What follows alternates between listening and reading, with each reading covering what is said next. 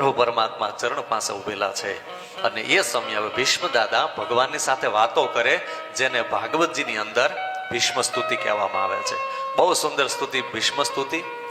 અને ભાગવતજીની આ સ્તુતિનું ફળ એવું છે કે જે લોકો માત્ર ને માત્ર ભીષ્મ સ્તુતિનો પાઠ કરે, રોજના માટે ભીષ્મ સ્તુતિનો પાઠ કરે, એટલે કદાચ સંસ્કૃતમાં આપણને બોલતા ન આવડે, એનો અર્થ માત્ર ને માત્ર વાંચો, એવા શ્લોકો છે. ભગવાને વચન આપ્યું છે કે જે નિત્યના માટે ભીષ્મ સ્તુતિનો પાઠ કરે, અંત સમયને હું દર્શન આપું અને આપું છું. મારી ઝાંખી અવશ્ય ને થાય છે જીવને. તો આવો એ ભીષ્મ સ્તુતિ એનો પાઠ આપણે કરીએ. ભીષ્મ સ્તુતિની અંદર ભગવાન દ્વારિકાધીશને ભીષ્મ દાદા કહેવા લાગ્યા કે તમે મારા પગ પાસે આવીને ઉભા રહી જાઓ. પગ પાસે ભગવાન ઉભા રહ્યા છે અને ભીષ્મ દાદા કહેવા લાગ્યા કે પ્રભુ મારે તમારી પાસે કંઈક માગવું છે. ભગવાન કહે માગો. અને ત્યારે ભીષ્મ દાદા બોલ્યા કે પ્રભુ સાંભળો.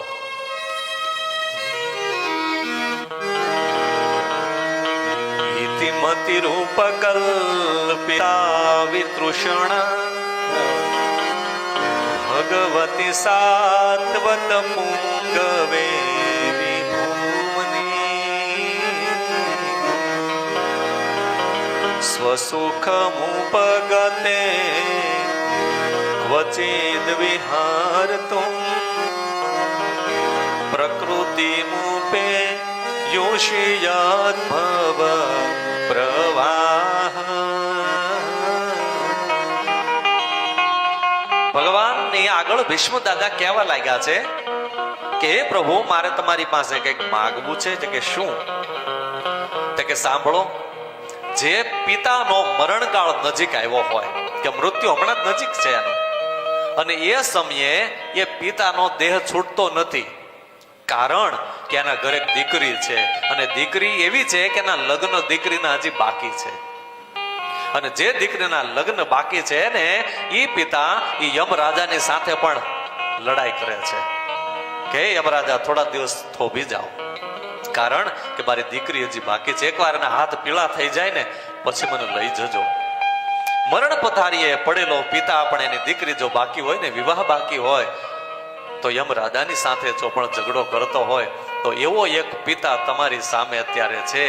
મારી એક દીકરી છે અને મારો હમણાં મૃત્યુકાળ નજીક આવ્યો છે, મારો હમણાં દેહ છૂટી જશે, પણ મારી દીકરી બાકી છે, એની મને બહુ ચિંતા છે.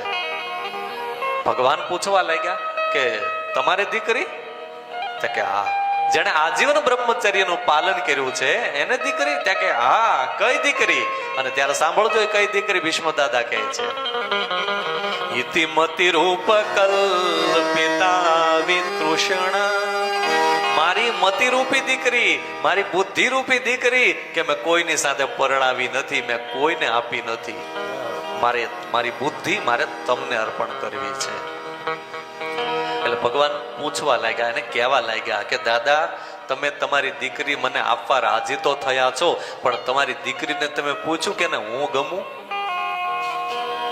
કારણ કે ભગવાનનો વર્ણ કેવો છે? શ્યામ છે, કૃષ્ણ વર્ણ છે, એનું નામ છે. એટલે ભગવાન પૂછે છે કે તમારી દીકરીને તમે પૂછો કે હું ગમું છું એને? અને ભીષ્મ દાદા કહે છે તમે ગમશો જ મારી દીકરીને, કારણ કે મેં જોયું છે તમે કેવા લાગતા હતા. કારણ કે યુદ્ધના સમયે હું તમારી સામે ઊભો હતો, સામે યુદ્ધ કરવાને માટે હું રહેલો હતો, કારણ એટલે મેં તમારા દર્શન થાય. જો તમારી સેનામાં હો તો મને તમારા દર્શન ન થાય, માટે હું સામી સેનામાં રહ્યો, કૌરવના પક્ષમાં રહ્યો.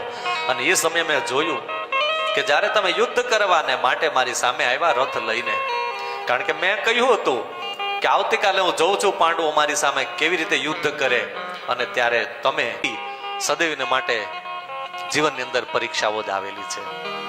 પણ ભગવાન હસતા રહ્યા.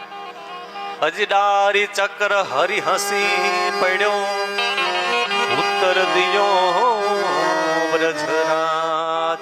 ભગવાનને કહેવા લાગ્યા ભીષ્મ દાદા કે તમે તો પ્રતિજ્ઞા લીધી હતી ને કે આત્મા શસ્ત્ર હું ધારણ નહીં કરું. ભગવાન કહે છે મેં લીધી હતી પ્રતિજ્ઞા, પણ મેં પ્રતિજ્ઞા આજે તોડી નાખી. કોના કારણે? હજી તોડી પ્રતિજ્ઞા મોરી મેં, તોરી પ્રતિજ્ઞા કા, તારી પ્રતિજ્ઞાને સાચી કરવાને માટે મેં મારી પ્રતિજ્ઞા તોડી નાખી.